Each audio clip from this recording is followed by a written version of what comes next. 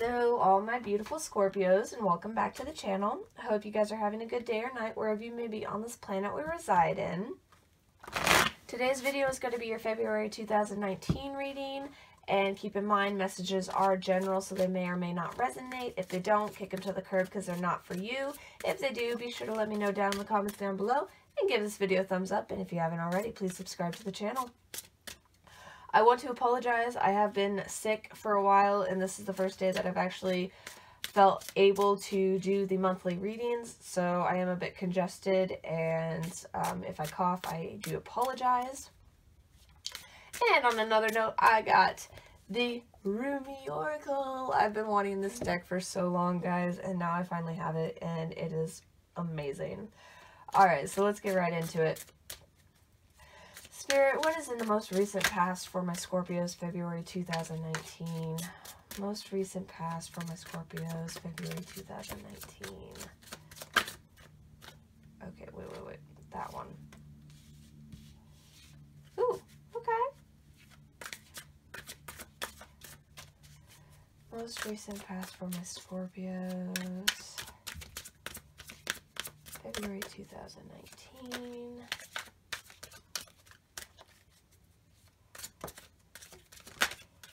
Oh, that one. Okay.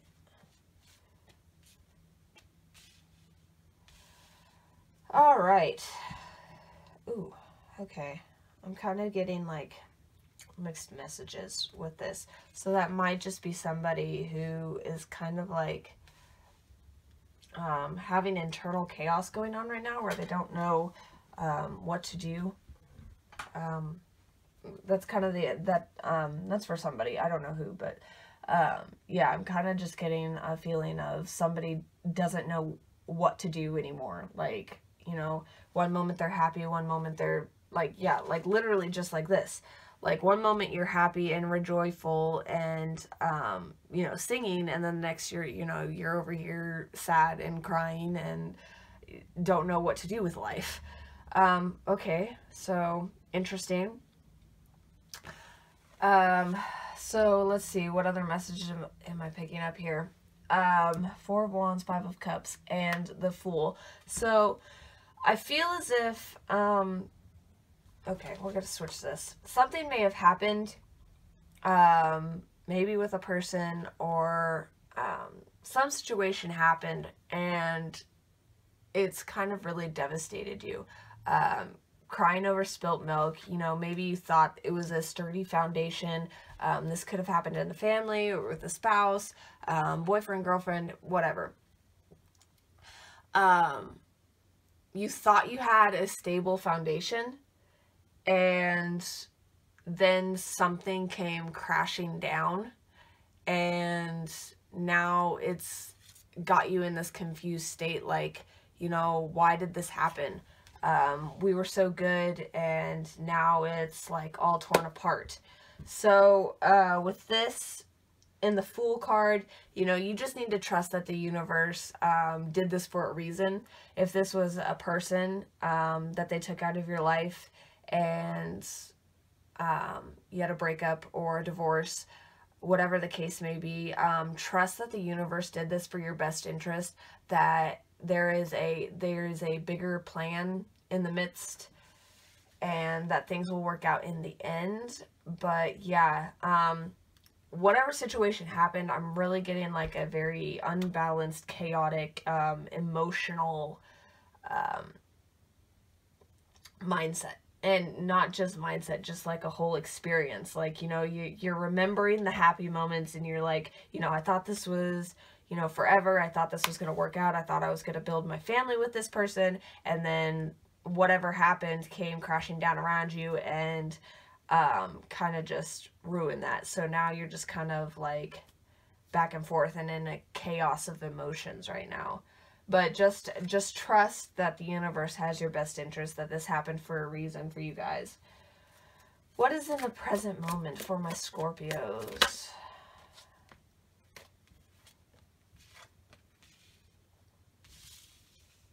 Oh, okay.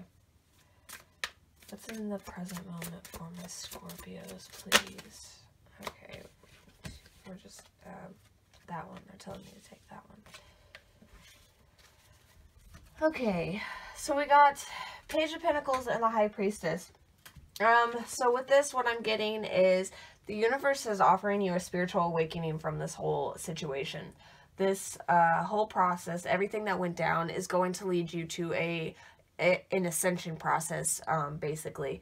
It is going to make you realize a lot of things that you may not have seen before. And with the Page of Pentacles, this is what I'm saying. With the universe is offering you. The universe is offering you and gifting you this spiritual awakening, these messages, you know, the lessons that you needed to learn. And you're really going, with the Chariot card, you're taking it by stride. You know, you're actually listening to your guides, you're listening to your intuition, you're kind of in a mindset of accepting this spiritual awakening, accepting the messages, you know, accepting that this had to happen for a reason, which is crazy because the Fool is right over top of the Chariot. So you're really you're in a vibration of taking this leap of faith. You're in the vibration of trusting the universe that, you know, they brought this to you for a reason, and it is going to push you forward and move you forward in your spiritual growth on your spiritual path and your journey. So that is crazy that those two lined up like that. Yeah, you may still be in, you know, a confused mindset, but overall you are taking the leap of faith and trusting that the universe has a plan for you. So what's in the most likely outcome for my Scorpios? February 2019. What's the... Okay, that's just way too much. What is in the most likely outcome for my Scorpios? February 2019.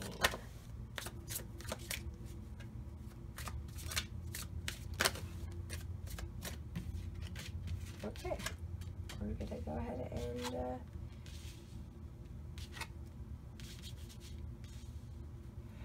okay. Oh, okay, yeah.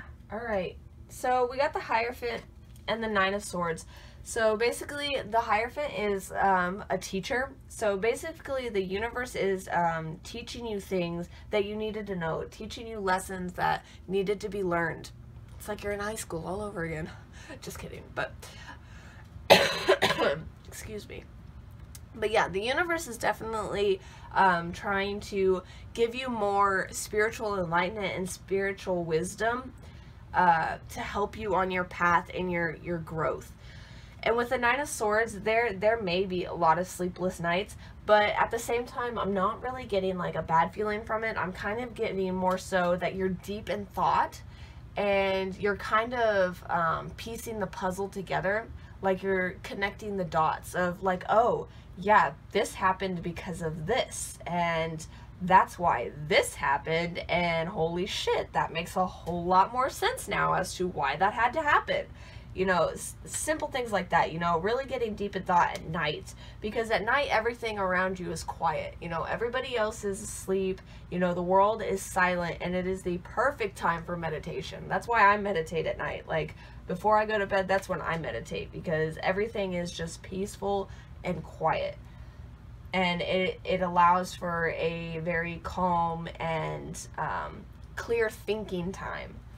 And with the King of Cups, yeah, you're going to realize that this all happened for a reason. It's going to emotionally balance you out. It's going to spiritually balance you out. You know, it's going to really put you in your power, and you're going to realize that all of this happened, you know, for a reason, and you're gonna finally understand why it happened.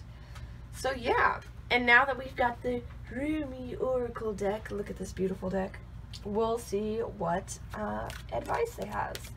So what advice do you have for my Scorpios, February 2019? What advice do you have for my lovely Scorpios, February 2019?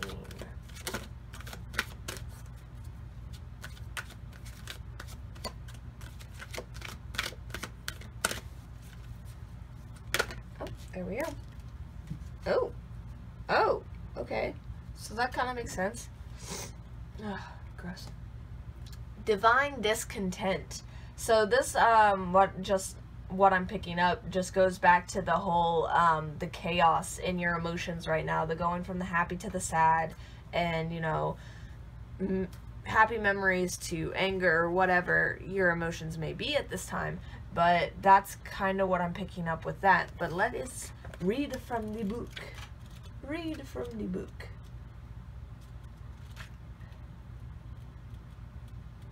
Okay. Divine discontent. Winter falls upon us, so spring can bring new growth. Cry the tears, allow the longing, sadness brings surrender, and a deep desire to be free. Dude, yeah. So it's like, it's literally okay to be sad, because it makes you surrender. It makes you surrender to this new spiritual growth. I know your heart. I hear it breaking and groaning in darkest night, when you imagine yourself to be silently cast adrift in sleep. It speaks to me, that sacred heart of yours, whispering its longing and bemoaning its divine discontent. It knows when something is amiss. It senses that something is not quite right as yet. There is a piece of the puzzle missing. Dude, did I not just say piece in the puzzle? Oh my God, this is crazy. This is crazy. Even in its tremendous gratitude for all that is, and there is much gratitude and sweet appreciation in that precious heart of yours, there is a murmuring, a questing, it cries out to heaven, vouchsafe me a blessing, I cannot go on. I am broken and in need of your tenderness for healing. I am empty and in need of filling, not with stuff and bits, but with the most precious nectar of divine fulfillment. Nothing else will satisfy me. Please, please restore me to wholeness. I can bear this missing piece.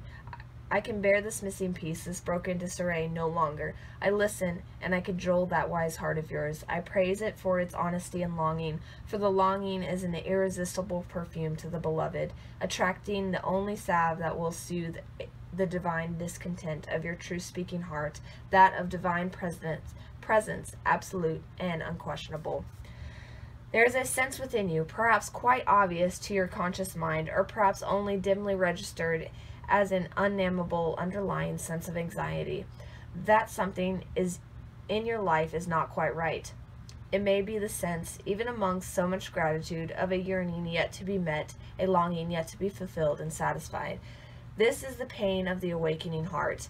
That heart is capable of bliss and ecstatic reverence for the sheer beauty and wonder of creation. Yet as a heart matures, there will be a process of deep passionate longing that awakens for the divine.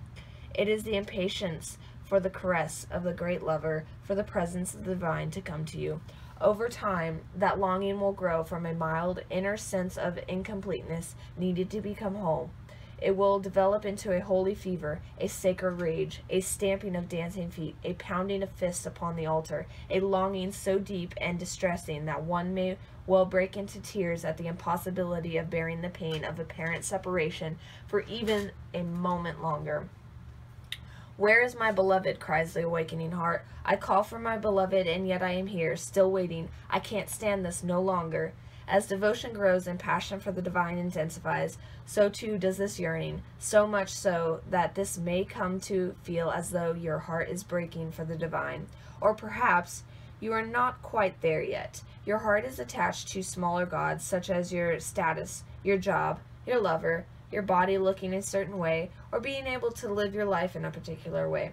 These smaller gods are not necessarily an issue, yet you have drawn this oracle, and so it is the guidance for you that the divine wants to draw you closer. Sometimes that means we will have the meager meal wrested from our hands, or so we may feast upon something far more delectable and grand. See, this spiritual awakening that I was talking to you about, y'all are going to go through it, and it's going to be intense. The divine is a fiercely possessive lover. If there is a face of another beloved preventing you from longing for the divine embrace, and if you cannot see that it is the divine beloved within your lover that you are loving, well then, something will be done by heaven. So make your relationship sacrosanct. Seek the divine in all things. When you cannot, when the power of lesser gods has you in its grips, acknowledge it. Bear witness to it. Do not chastise, instead be truthful. Let your heart break and lie prostrate on the floor. hands clutching and head bowed, as though only your sadness and plight could stir the heart of the divine beloved into descent of succor and grace. Save you from a life far too bland for your exquisite, oh my god, there is a lot of big words on this, Epicurean? I have no idea how to pronounce that word, I'm sorry, palate. Just don't misinterpret the pain and think that something really is wrong. If you are surrounded by status and money and cannot understand why you should mourn, it is even more important that you allow yourself to do so. Mourning is to be felt. Understanding is not so relevant. But if you must seek understanding, then know this, dear blazing angel. You are just waking from the deepest slumber, and with your awakening heart, you are realizing a truth, a part of you, deeper and wider, vaster and more instinctive, truthful and intelligent than your mind, is lonely for the divine embrace. That is right. This is sensible. This is sanity. It is the pain, the real noble pain of the heart that says, there is something more than this inadequacy, this settling for plastic instead of precious gemstones. That must end now. I cannot be fed by pixelated sunsets and animation upon my computer screen. I yearn to be blasted by so much radiance and beauty by the real thing that I become stupefied. I must witness so much divine splendor that all I can utter is some incoherent grunt, my mind dissembled and my heart ignited by the presence of my beloved. I want to become a fumbling, static wreck in the presence of my beloved. I want to allow this pain, this yearning, this divine discontent to guide me to my holy lover, so my life may never be the same again. And so it shall be. This discontent divine, growing within you, is the beginning, not the destiny. Its purpose is to lead you into your greatness connection yet with divinity. Do not resist it, witness it. Do not dismiss it, trying to cover up its smell with rose petals. Let your rank discontent by the pathway to divinity. Look beyond what is, what has been prized and treasured, and now is found to be plated and not the precious gold it once esteemed to be. Don't be scared, for you are my sidekick on this great holy adventure. I am here, you see, just around the corner. I have you in my sights, though you may not see me yet. I am holding a loaf of fresh bread, hot from the kitchen of the Creator, hoping to entice you with its wafting scent, tempting you to follow me on towards something of far more substance. If you are still stuck on a pine-scented air freshener, imagining it is something akin to the wild scent of the pine forest for real, then how can I tempt you? Let the stench be the stench, then the fragrance of God can be discerned, and together we can leave what is less behind once and for all, grabbing like hungry school children for the divine bread with the sweet fresh scent filling the air. So yeah, intense. Y'alls are going through an intense awakening. What that just said, what that just described, that's what this spiritual awakening is going to be. That is why you are not going to be able to sleep, because it is going to be so intense. That's why sadness is okay. You know, let that be sadness, because it allows you to surrender. But yeah, guys, that was incredible. Incredible reading.